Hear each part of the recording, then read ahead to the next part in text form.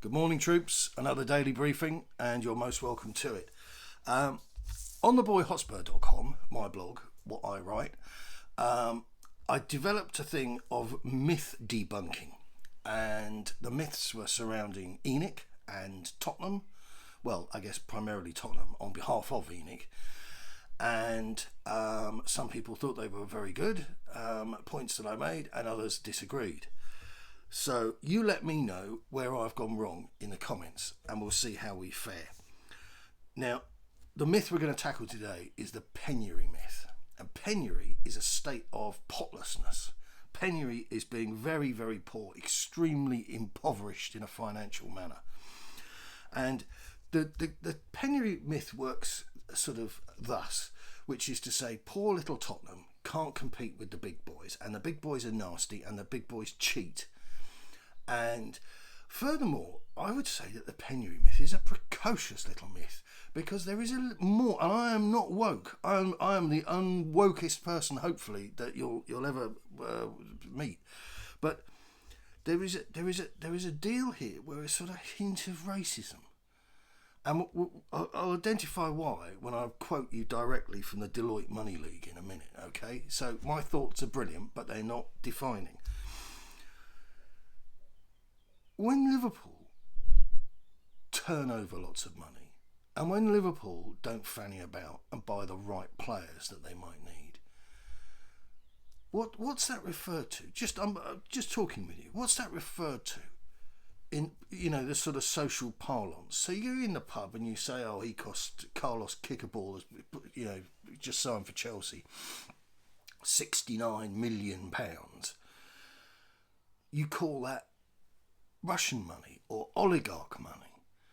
And City, they buy somebody and he costs £104 million. You go, "Oh yeah, it's oil money, oil, nasty, dirty oil money." What's the Liverpool money called? What's the parlance for that? The vernacular. What's that? There isn't one. It's just Liverpool spend when they need to, like most football clubs ought to. So there is a little shade there, because I don't see any other club when they buy it, and Leicester City. There's all these clubs. They all spend money. Everybody spends money, but nobody denigrates the source of the money. And that is a very Tottenham thing. It's a very, very Tottenham thing. So do Spurs have any money? Because we were fed this thing that the stadium was too small, and we had ambitions, and we were being held back, and because the nasty boys, they tied our shoelaces together. And how are we supposed to compete? How could we possibly compete? Well, we have been, but they just didn't share it with you. The Deloitte Money League. Tottenham are 8th. World clubs, Barcelona, Juventus, everybody, yeah, 8th. And we're, to use the old top of the pops phrase about, in an 8, a new climber, Tottenham, because we are climbing. We're up 2 places from last year. And these are the rough last figures. I think this must be for not last season, but the season before.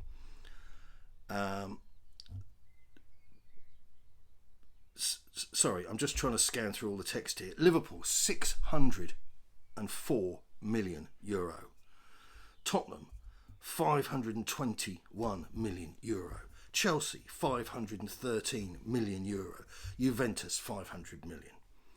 So that's the sort of Premier League guys compared with a bit of outside. And Arsenal have fallen to 11th, their biggest drop since 2001 season.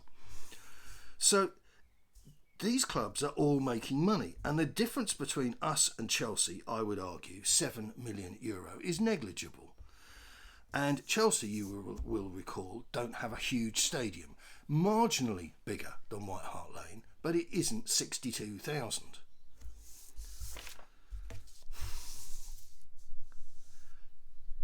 The deal with where football teams get their money from is something that is also often shrouded in mystery. and we have these sort of random figures thrown out that, for example, Tottenham couldn't sell enough beverages and crisps and rubbish at half time, so we needed to demolish the old girl so we could, sell more edibles to people. But it's the broadcast rights where football, I'm talking about football opposed to consumers, people coming in to have a packet of wine gums and a beer while they watch Guns N' Roses. It's all driven by the broadcast rights. And this is something which you've got to believe. I've always argued that people have a dig at Leeds because they went nuts in 2007 or whenever it was. But that was the work of a small group of individuals. It wasn't in the blood of Leeds to go nuts. You've got to see things for how they actually are. And football clubs, generally speaking, don't have control over a lot of things. And the historic size and popularity of a club, and this is where we bring in, like, the Leeds are a huge club, massive club. Leicester City are not a huge club. But, like Leeds, and unlike Tottenham, both of those sides are run with football as its core tenant. All they want, those clubs, is to win stuff and be successful. So the broadcast monies balloon, and you can influence that slightly because obviously if you're going to be Manchester City, every broadcaster wants to broadcast your games because you're going to win something. So we keep talking about this business of White Hart Lane and not making enough money. But how many of you are aware that when the development was going ahead and the bank loans and all the rest of it were being sorted out, 240 million was popped into the stadium development money from the club. That's what was sitting in the bank. Now, it wasn't borrowed. Everything ENIC does themselves is on borrowed money. They bought the club with borrowed money. But there was 240 million. Now, I'm not suggesting like a 10-year-old that we could have gone out and splurged 240 million, because that would have been disastrous, especially disastrous under the stewardship of Daniel Levy, who doesn't know how to buy footballers. Look at where the Bale money went. We spent like a pissed up lottery winner. So instead then, what are Tottenham up to? You're telling us that there was money and then it's all gone into the debt and we don't have no ambition. What's the story? Well, the no ambition bit is right. The way that ENIC operate is very, very cautiously and hesitantly in the respect of buying and selling footballers. And you only have to look at the contract duration of some of our players to work this one out. So instead of buying the right players, going the extra $500,000 or whatever it is to get the right player over the line and get them involved, we tie, not mediocre, but we tie players that will do a job for long contracts because it makes sense financially. So if you're an okay but not outstanding footballer, you can get quite a lucrative career playing for Tottenham Hotspur. And also, you get a hassle-free career because you're not constantly fighting. You're guaranteed to either start or you'll sit by and let the player that's better than you start. But there isn't really any great there's no pressure at Tottenham because the name of the game is to keep that cycle going of getting the top four monies, getting the broadcast monies, and that is a nice, safe way of not jeopardising anything, and it's a good earner. So you've got the likes of Ben Davies, Harry Winks, Eric Dyer. Now, Ben Davies, I wouldn't be unkind to. I think he's a decent chap and he's a decent footballer, but he's a second or third string footballer. So there's no harm in having somebody of that calibre on your books. But having somebody like Harry Winks, who is fundamentally depressing to watch, and having somebody like Eric Dyer, which is just unfunny to have on your books, that is immensely depressing. But these guys have been with us for 7, 8, 9 years. And this is the other side, or the continuation. if you're an elite footballer at Tottenham, then they will eventually sell you, because financially that makes the most sense. There are limitations to football clubs as to how they can earn money, and a conventional one, we all know, this is baby language, I'm not telling you anything you don't know, is that you do your very best to pick the best team that you can, and you beat other people and you win things, and then all the supporters feel really good about things. They form a massive queue round your business to buy tickets, to buy merchandise, and they want to shower their love and their cash on you. That's how it works. And when you do that, when you can crack that formula, it's happy days. And you ride around in an open top bus and everybody's just, it's just wonderful. Nobody's got a bad word to say against you. But under ENIC, the name of the game is not to win stuff and simply sell merch, because the name of the game there is to gently harvest as much cash as you can. And competing meaningfully for silverware is deemed to be dangerous. At very best, they view it as suspicious activity, because to them the numbers don't add up. It's much more in a club's interest to finish second or first than it is to win an FA Cup. I agree, on a spreadsheet, definitely. But as supporters of a football club, you see where I'm going with this, we're in this for the football. So when you tell us that you've built a new stadium, and aren't you clever because you've already disposed of X amount of money from you've got to take in by leasing long term to a supermarket.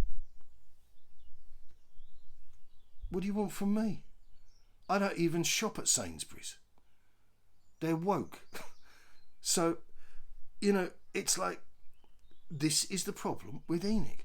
They are an investment company, the clue's in the name, but they haven't just invested in a football club. They're using the football club to go one step further. So we need to ask ourselves, is this a bad thing? Well, it is a bad thing. It's a terrible thing, because if you are not making football your focus, and Tottenham don't make football their focus,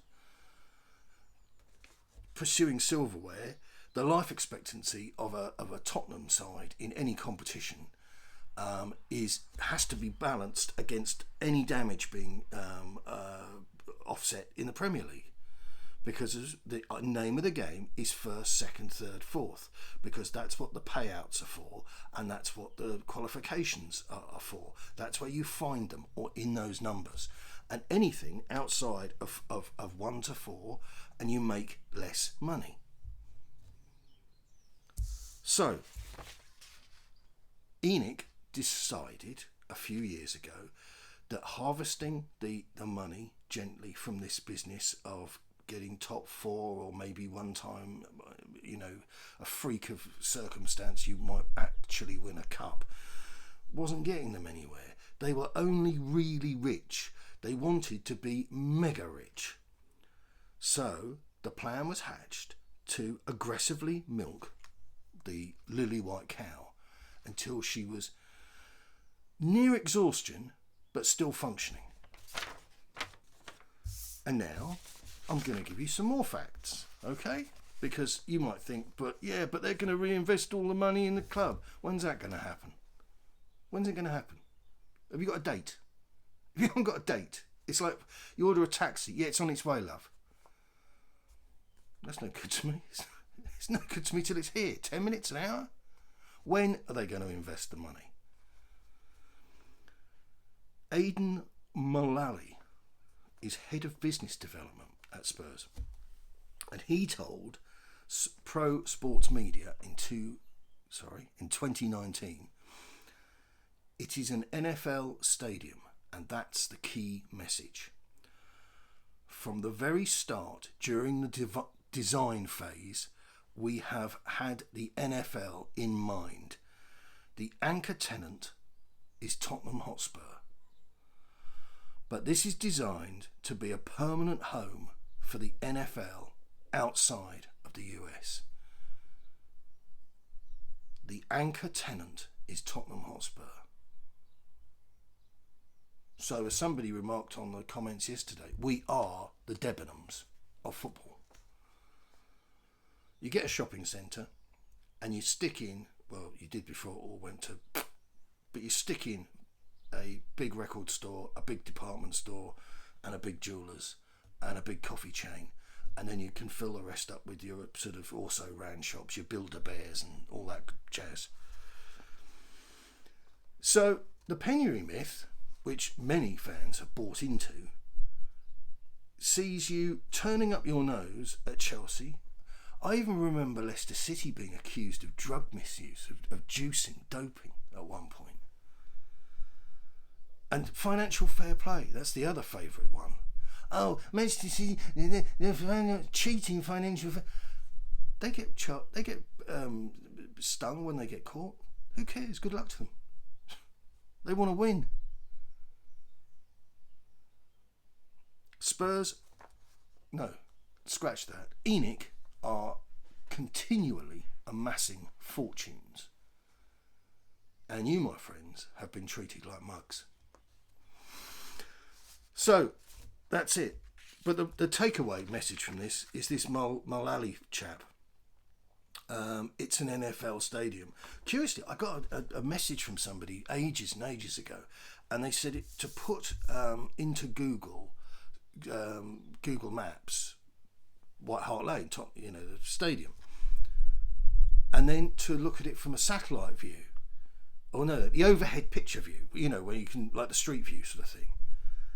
And the photo they've opted to use is with the NFL stadium surface rolled out and a badge in the middle, which explains a lot, because if you go to the stadium, you could sneeze and not realise it was a Tottenham stadium at all, because it's very, very, very heavily dependent upon what they put on those screens, which is why you can have Guns N' Roses play there next week.